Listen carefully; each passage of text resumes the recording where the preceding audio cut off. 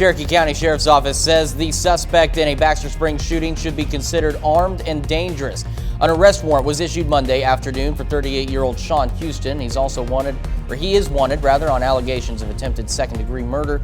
Shortly after midnight on Monday, deputies were dispatched to investigate a shooting west of Baxter Springs.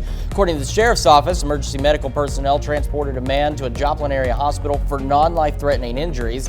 In their investigation, detectives identified Houston as a suspect. Anyone with information on his location should contact the Cherokee County Sheriff's Office.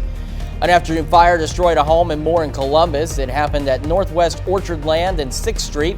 In addition to the house, 2 storage trailers were destroyed. Columbus firefighters say no injuries were reported.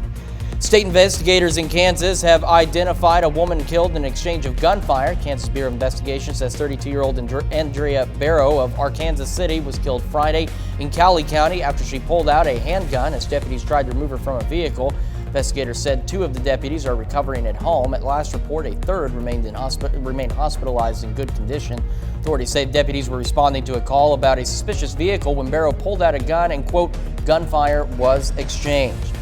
Oklahoma State Bureau of Investigation says a suspect waved a bow and arrow at law enforcement in, quote, threatening manner in a Craig County officer-involved shooting. The OSBI says dispatchers were called about a chunk of concrete on the railroad tracks on 4400 Road around 7 a.m. Bonita police officers and Craig County deputies responded and found tracks in the grass from the railroad to a tractor on nearby property. Agents say the officers found Guy Walker going in and out of his house on the same property. They say when investigators approached, he pulled out a bow and arrow, and the deputy and an officer both fired at Walker. Walker died at the scene. No officers were injured.